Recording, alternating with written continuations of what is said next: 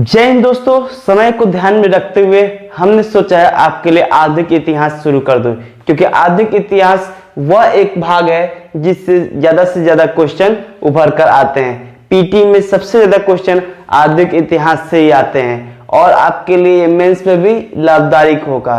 तो मैं आपको बता दूं कि अभी पीटी जो 67 बीपीएससी होने वाला है उसका फॉर्म जुलाई तक भर जाएगा और अक्टूबर तक आपका एग्जाम हो जाएगा एज पर programming Bihar public service commission का।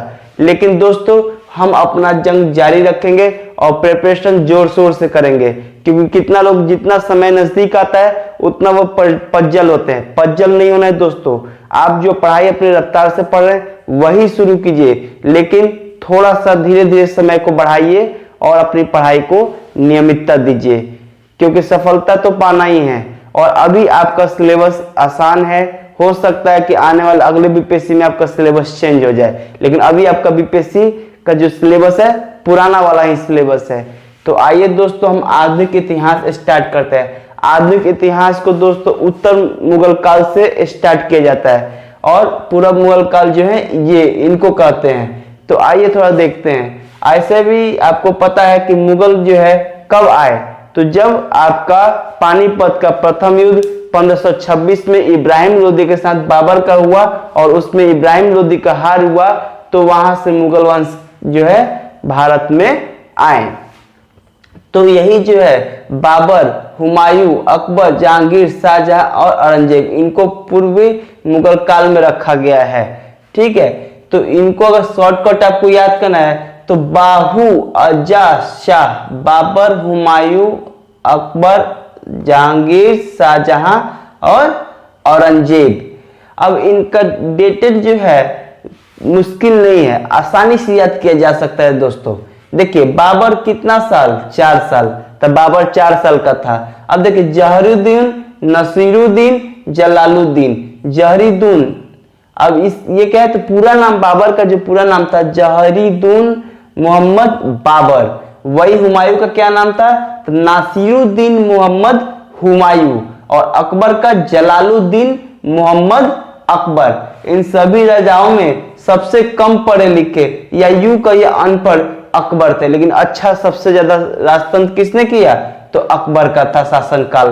तो दोस्तों बाबर कितना साल, 4 साल। कब, तो पानीपत का लड़ाई कब हुआ, 1526। 4 साल जो लिए 1530 तक रहा कौन, बाबर।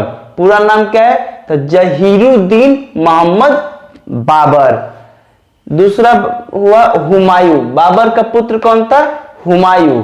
1530 से लेके 1556 मान्यता है, लेकिन दोस्तों 1530 तो 40 ये रहा, और उसके बाद 40 से 50 जो है दोस्तों, 40 से यूं 55 कर लीजिए, 1530 से लेके 1540, और ये 1540 से लेके 1550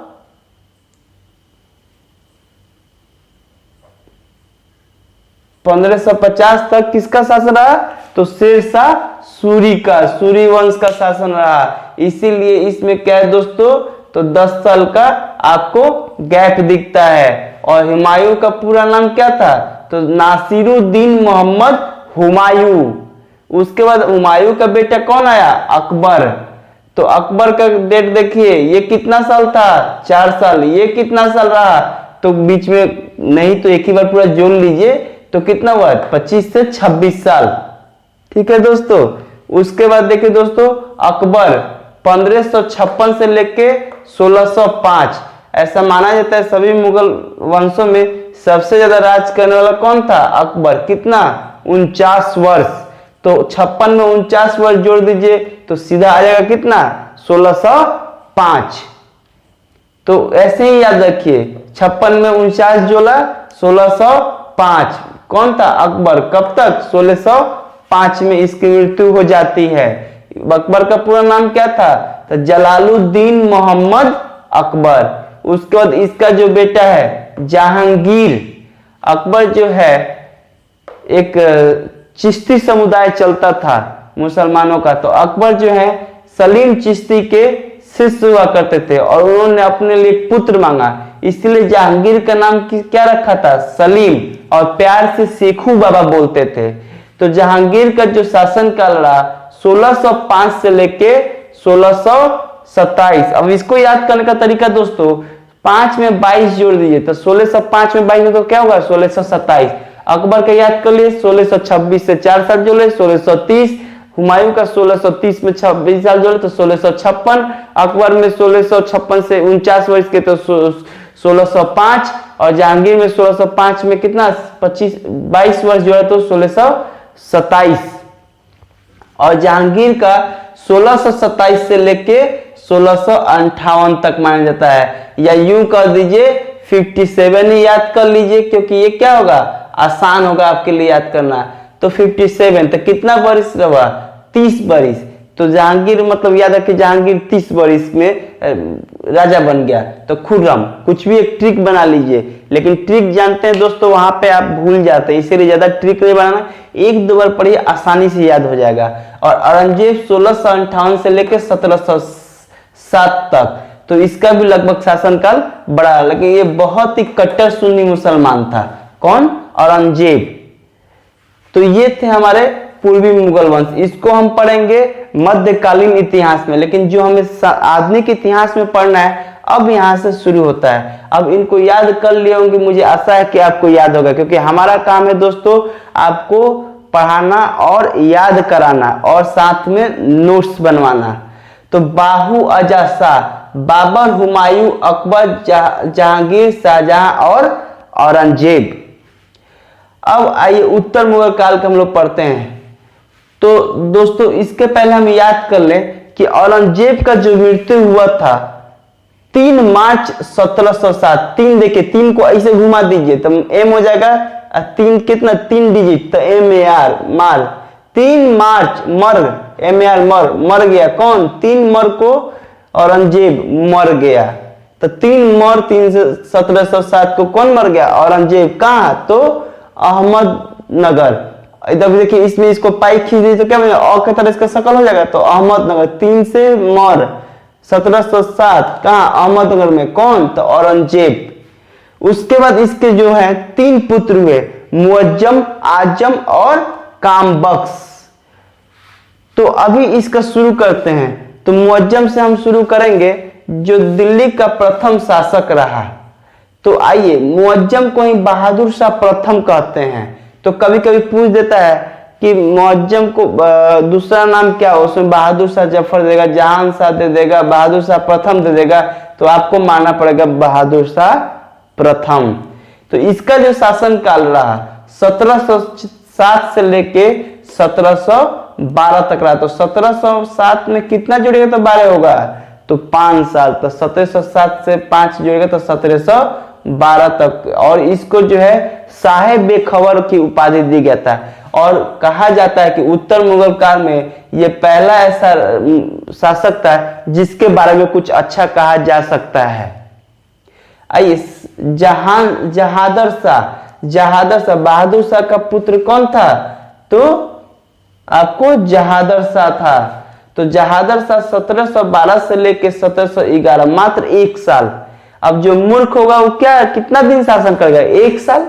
तो मात्र 1 साल मूर्ख रहा, लंपट मूर्ख।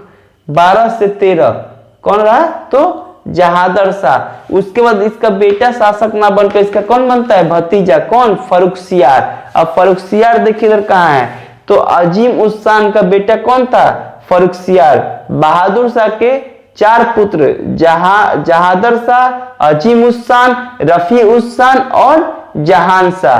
तो जहादर शाह का से बेटा बनना चाहिए आलमगीर द्वितीय, लेकिन ये न बनकर कौन बना? तो फर्रुखसियार। अगर 8 नंबर पे ये था तो 9 नंबर पे कौन आया? फर्रुखसियार आया। तो देखे तो फर्रुखसियार आया, जहादर शाह का बेटा न बनकर कौन बना? उसका भतीजा बना।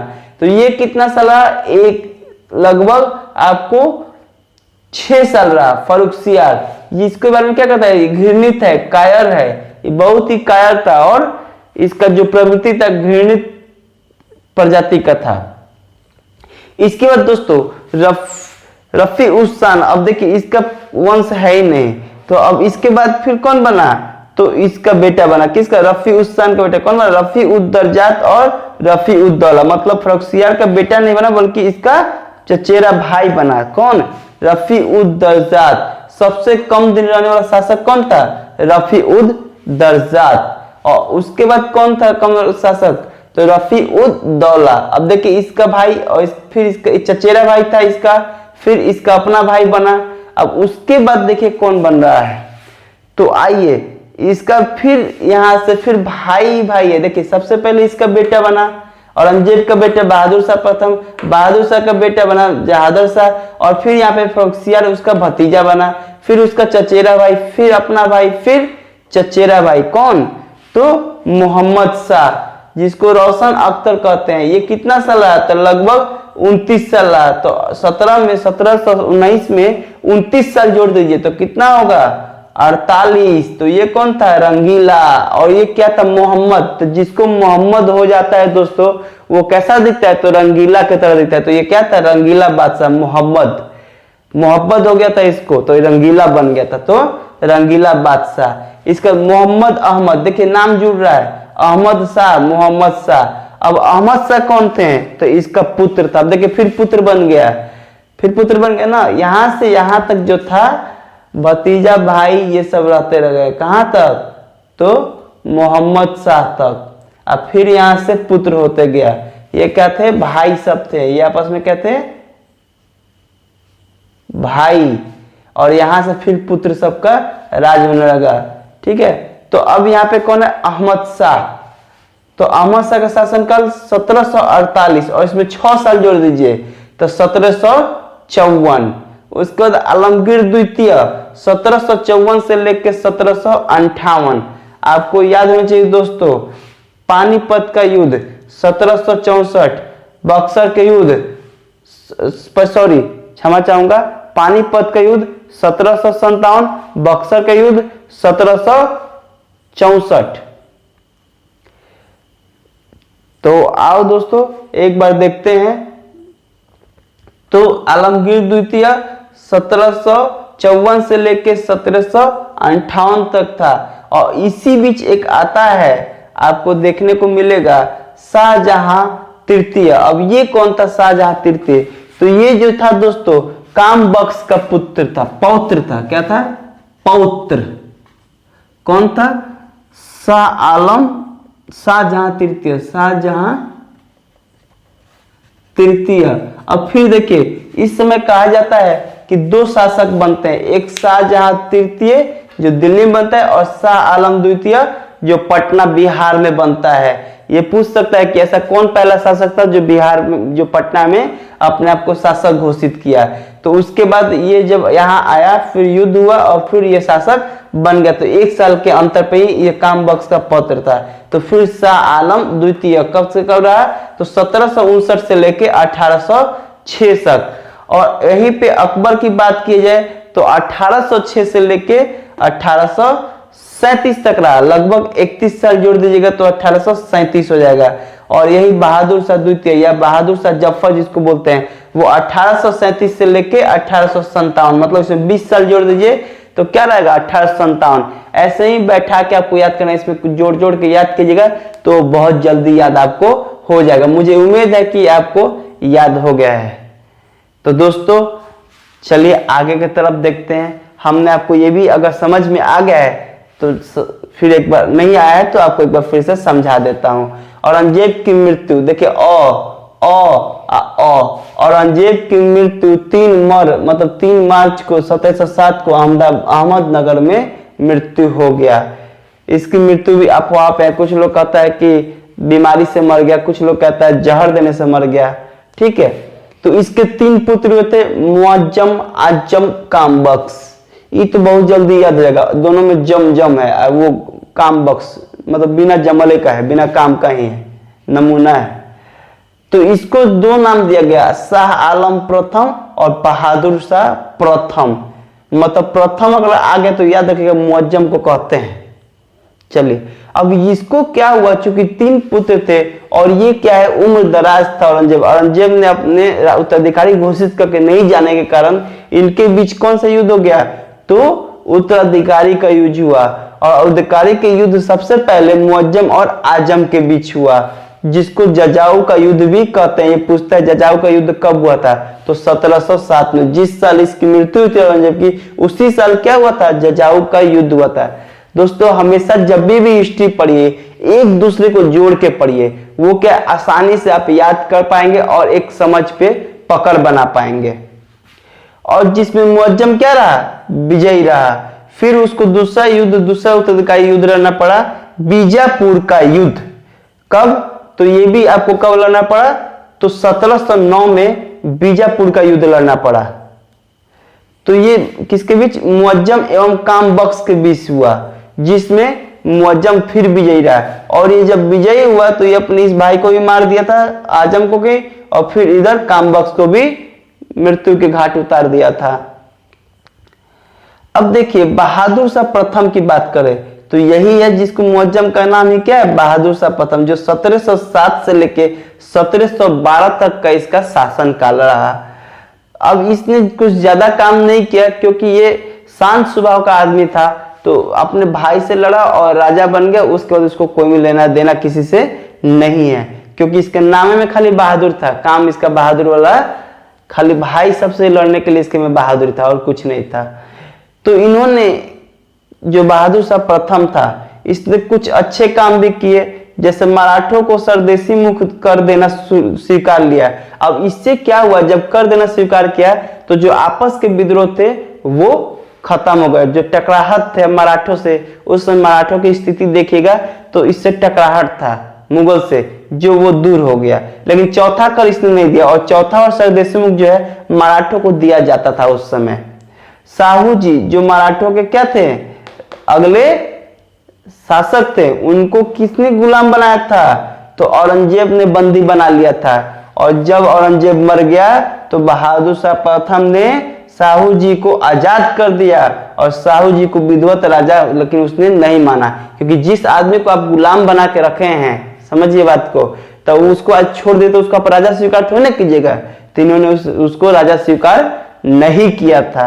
और बहादुर शाह प्रथम का वहीं से उनका 4 पुत्र होता है, जहादर शाह, आजिमुस्सान, रफीउस्सान और जहान शाह।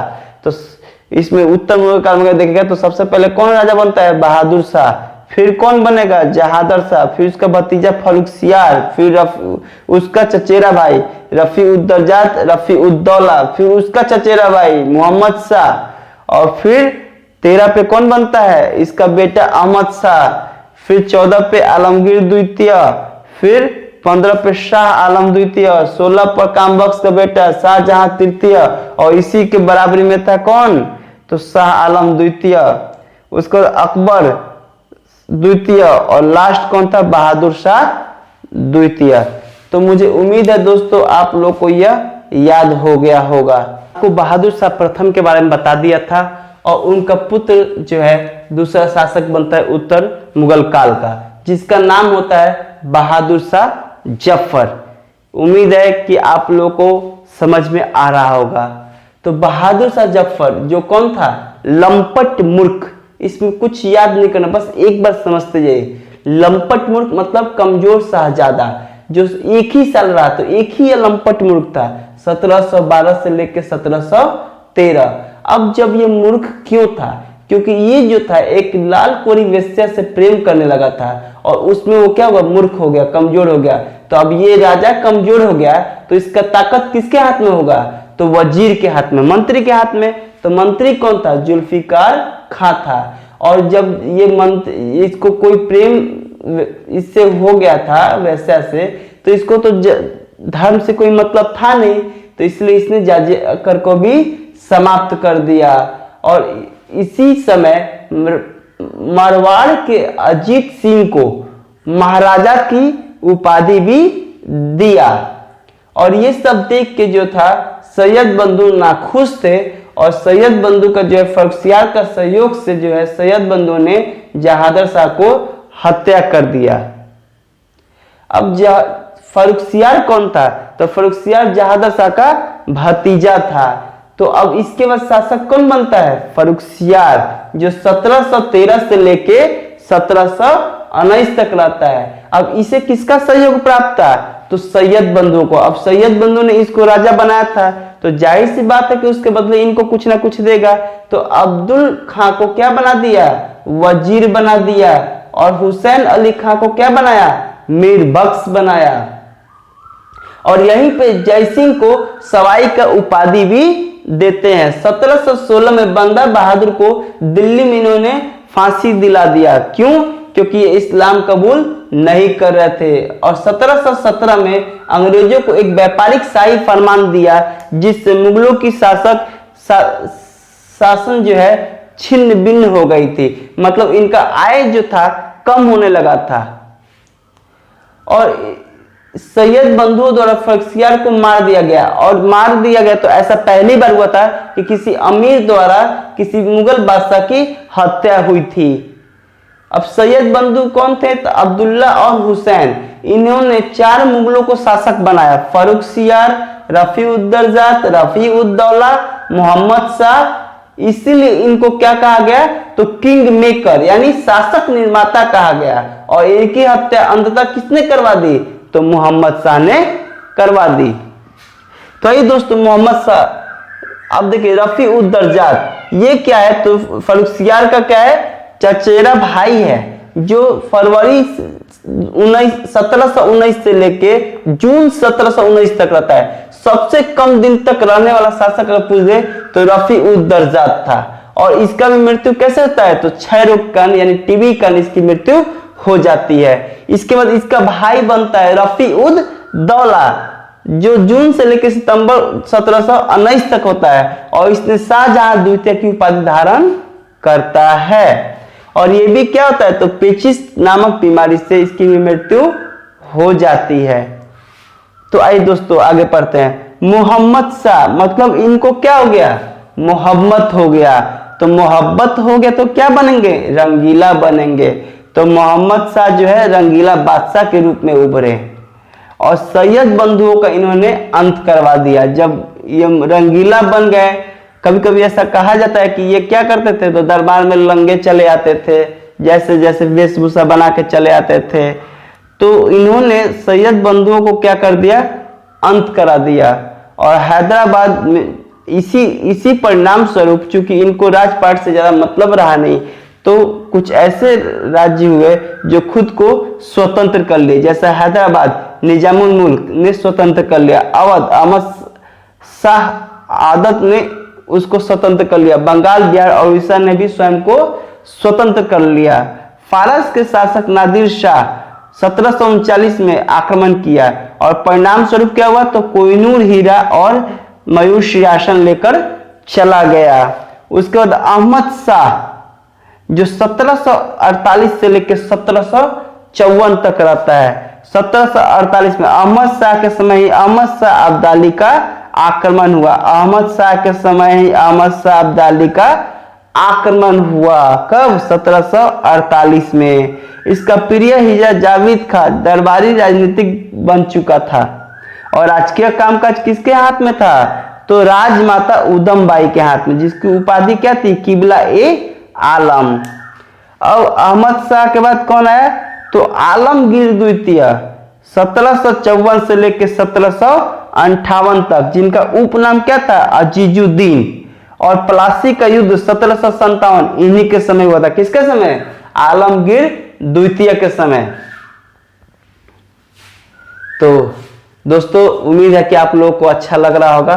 और मैं आपको बोलता हूं कि रास्ते में चलते चलते थक जाइए तो उस खुशी को याद कीजिए जो आपको मिलने वाला होता है। निश्चय ही इसका पालन कीजिए और आप देखिए आपको थकान खत्म हो जाएगा। जिसके सपनों में उड़ान होती है उसी के सपने पूरे होते हैं, और जिसके आंखों में सपने होते हैं उसको नींद कहाँ आता है दोस्तों। तो उम्मीद है कि आपको नींद नहीं आ रहा होगा। शाहजहां तृतीय 1758 से लेकर 1759 तक रहा। आलमगीर द्वितीय की मृत्यु के समय उसका पुत्र अलीगढ़ कहाँ था? बिहार में था, जहां स्वयं को शाह आलम द्वितीय के नाम से बादशाह घोषित कर लिया। और यहाँ दिल्ली में इसी समय कौन था? इमामुल मुल्क ने काम बख्श के पुत्र मुही उल मिल्ला को शाहजहां तृतीय के नाम से राजा बना दिया। शाह आलम द्वितीय 1759 से लेकर 1806, इनका उपनाम क्या था? अलीगढ़। इन्हीं के समय पानीपत का तृतीय युद्ध 1761 में, बक्सर युद्ध 1764 में, इलाहाबाद समझौता 1765 में। बक्सर युद्ध बहुत ही भयानक रहा और इलाहाबाद के समझौता एकदम क्या रहा, जो असहनीय रहा।